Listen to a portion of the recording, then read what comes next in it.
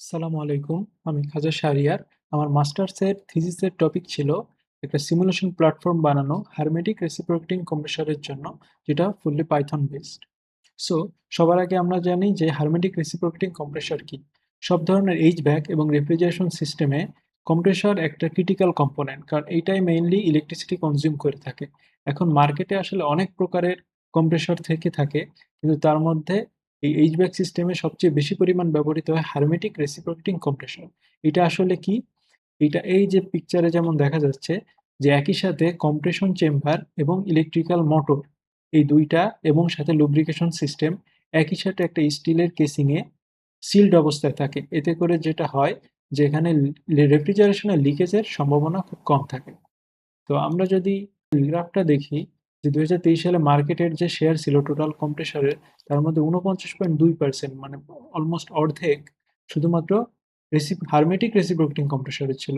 So এই জন্য আমাদের অ্যানালাইসিসের টপিকের মধ্যে সবচেয়ে ইম্পর্টেন্ট হচ্ছে হারমেটিক রেসিপ্রোকেটিং কম্প্রেসর।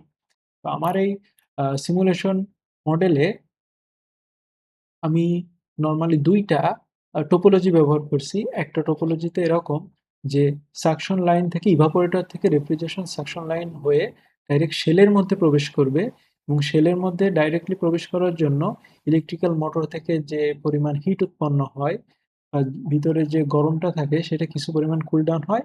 দেন এই সাকশন মাফলার হয়ে রেফ্রিজারেশন গ্যাস ঢুকবে এবং ফাইনালি কম্প্রেসড হয়ে ডিসচার্জ টিউব দিয়ে বাইরে চলে যাবে কন্ডেন্সারে। টপোলজি বিতে এরকম সিস্টেম যে প্রথমে সাকশন লাইন থেকে রেফ্রিজারেশন গ্যাস আগে সাকশন মাফলারে ঢুকবে, দেন কম্প্রেশন চেম্বার, দেন ডিসচার্জ মাফলার হয়ে বাইরে চলে যাবে। এখানে ডাইরেক্টলি শেলের মধ্যে কোনো গ্যাস প্রবেশ করবে না। সো এখানে এই এই কুল ডাউনটা হবে না। এরকম ২ প্রকারের কম্প্রেসর নিয়ে বিভিন্ন পেপারে কাজ করছে। তো আমি আমার মডেলে ট্রাই করছি এই ২ টাই রাখার, এবং এই ২ টা রাখার জন্য যে সিস্টেমটা এপ্লাই করা হচ্ছে তা হচ্ছে একটা বাইপাস ফ্যাক্টর। এই বাইপাস ফ্যাক্টর যদি 1 হয়, তার মানে বোঝাবে যে পুরো রেফ্রিজারেশন গ্যাসটুক শেলের মধ্যে না যেয়ে ডাইরেক্ট সাকশন মাফলারে চলে যাচ্ছে। আর যদি বাইপাস ফ্যাক্টর ১ এর কম হয়, তাহলে বোঝা যাবে যে যেইটুক পোর্শন বাইপাস ফ্যাক্টর দেয়া যাবে, ধরি আমরা বাইপাস ফ্যাক্টর দিলাম 0.2, তাহলে 20% হচ্ছে ডাইরেক্টলি সাকশন মাফলারে যাবে, ভিতরে মিক্সিং না হয়ে। বাকি 80% গ্যাস ভিতরে হিট ট্রান্সফার হবে, মিক্সিং হবে এবং এর সাথে হিট এক্সচেঞ্জ করবে।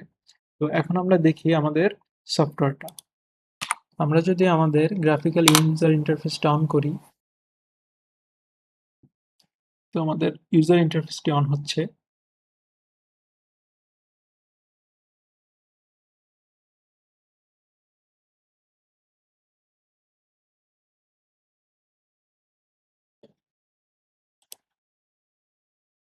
এই হচ্ছে আমাদের সিমুলেশন করার জন্য একটা ইউজার ইন্টারফেস। তো আমি এটার এখন ব্রিফ ইন্ট্রোডাকশন দিব।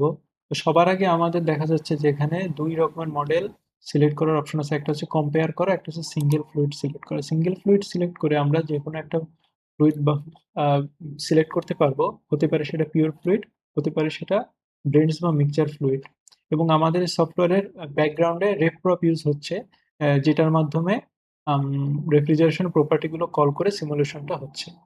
সো আমরা যদি বাকি সেটিংসগুলো দেখি, যে সবার আগে আমরা ফ্লুইড সিলেক্ট করার পরে আমরা যাব টোপোলজিতে। তো আমি একটু আগে যেমন ব্যাখ্যা করলাম যে আমাদের ২ টা সিস্টেম আছে। একটা হচ্ছে ডাইরেক্টলি শেলের মধ্যে প্রবেশ করা। শেলের মধ্যে প্রবেশ করলে যে মোটরের সাথে বা আশেপাশের যে আম কম্পোনেন্টগুলো আছে এগুলোর সাথে হিট ট্রান্সফার হবে। এবং আমরা যদি ডাইরেক্ট সাকশন মাফলারের মডেলটা সিলেক্ট করি, তাহলে এখানে ডাইরেক্ট সাকশন মাফলার হয়ে দেন এই পাশ থেকে রেফ্রিজারেন্ট গ্যাস কম্প্রেসড হয়ে বের হয়ে যাবে। তো আমরা যেইটা সিলেক্ট করব সেই অনুযায়ী আমাদের মডেল রান হবে। তো আমরা যদি শেলের মধ্যে রেফ্রিজারেশন গ্যাস যাওয়াটা সিলেক্ট করি, এই টোপোলজি এ, তাহলে দেখা যাচ্ছে আমাদের এখানে বাইপাস ফ্যাক্টরের ভ্যালু দেওয়ার সিস্টেম আছে। এখানে বাই ডিফল্ট 0.2 দেয়া, তার মানে 20% রেফ্রিজারেশন গ্যাস ডাইরেক্ট সাকশন মাফলারে যাবে, বাকি 80% রেফ্রিজারেশন গ্যাস আমার শেলের মধ্যে যে হিট ট্রান্সফার হয়ে দেন সাকশন মাফলারের মধ্যে যাবে। এরপর আসি আমরা মোটরের জন্য আমরা ২ টা মডেল রাখছি। একটা হচ্ছে দুতরা ইনাদের পেপার থেকে একটা মডেল পাওয়া, যেটা হচ্ছে ইকুইভ্যালেন্ট সার্কিট মডেল।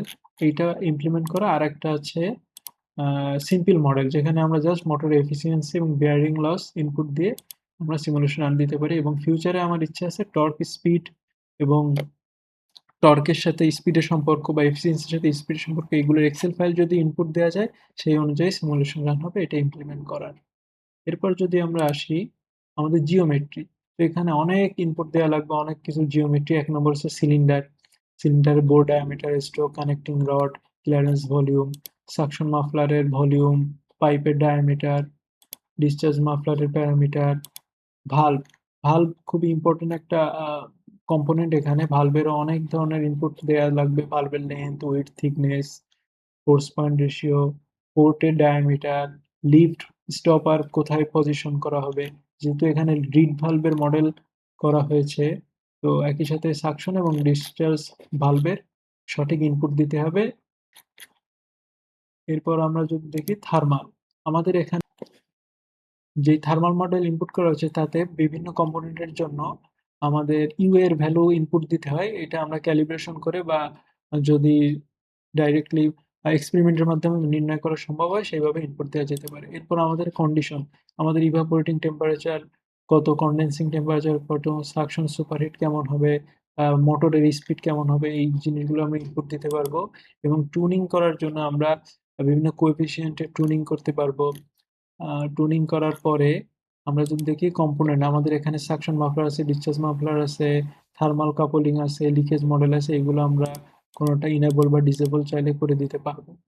তো এইভাবে আমরা সব ইনপুট দেওয়ার পর আমরা যদি আমাদের সিমুলেশন রান দেই, তাহলে যদি একই কন্ডিশনের জন্য পূর্ববর্তী রান দেওয়া কোনো সিমুলেশন থাকে, তাহলে এটা ক্যাশ মেমোরি আকারে সেভ হবে এবং তখন আমাদের কাছে অপশন চাওয়া হবে যে ক্যাশ রেজাল্টটা কি আমি আবার লোড করতে চাই কিনা, যাতে করে আমাদের সিমুলেশনের টাইম বাঁচে। আবার যদি আমি কন্ডিশন চেঞ্জ করে রান দিই, তাহলে আবার নতুন করে রান হবে। তো আমার যেহেতু একটা সিমুলেশন রান দেওয়া আছে এবং এটা হতে অনেক টাইম লাগবে, এই জন্য রান দিয়ে রাখছি। তো আমরা একটু রেজাল্টটা দেখি। এই যে আমাদের R134 এ রেফ্রিজারেটরের জন্য আমরা যখন সিমুলেশনটা আগের প্রিভিয়াস রান দেওয়া সিমুলেশন লোড দিলাম, তো দেখা যায় এখানে আমাদের পিভি ডায়াগ্রাম দেখা যাবে, প্রেসার ডায়াগ্রাম দেখা যাবে, টেম্পারেচারের ডায়াগ্রাম, ভালভের lift, suction valve, discharge valve, mass flow rate, thermal মডেলের কোথায় কত ডিগ্রি সেলসিয়াস টেম্পারেচার আছে,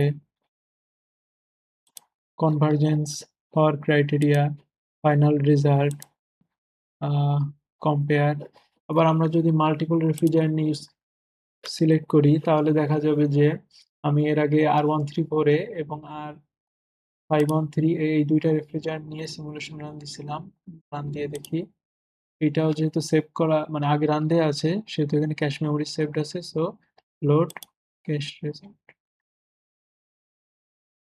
এই যে আমাদের দুইটা ফ্লুইড হয়ে গেল। এখন আমরা দেখতে পারি যে আমাদের দুইটা ফ্লুইডের জন্য গ্রাফ আছে, যাতে করে আমরা দুইটার জন্য অ্যানালাইসিস করতে পারি। এছাড়াও প্যারামেট্রিক অ্যানালাইসিস করার জন্য বিভিন্ন প্যারামিটার নিয়ে সেইগুলোর ভ্যালু চেঞ্জ করে আমরা রেফ্রিজারেশন সিলেক্ট করে রান দিতে পারি এবং সেটা এক্সেল ফাইল সিলেক্ট করতে পারি। এবং এই রান দেওয়ার পর আমরা এখান থেকে দেখতে পাই যে ফাইলকে আমরা এক্সেল আকারে সেভ করতে পারবো।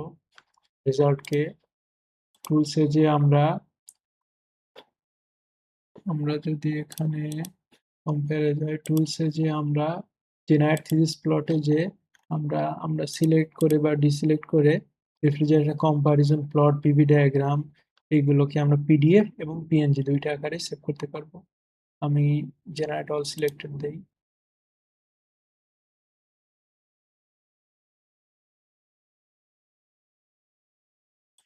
ওকে, তো এখন আমরা দেখি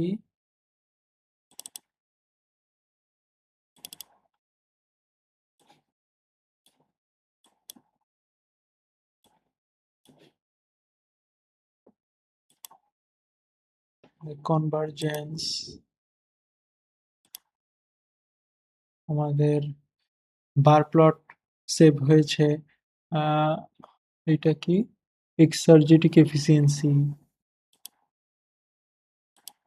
ভলিউমেট্রিক এফিসিয়েন্সি, সবকিছুর কম্পারিজন বার প্লট আমাদের সেভ হয়েছে। আমরা যদি পিভি ডায়াগ্রাম দেখি, এটা আমাদের R513 এর জন্য পিভি ডায়াগ্রাম, এটা আমাদের R134 এর জন্য পিভি ডায়াগ্রাম। সো এইভাবে আমরা সফটওয়্যার থেকে অ্যানালাইসিস করতে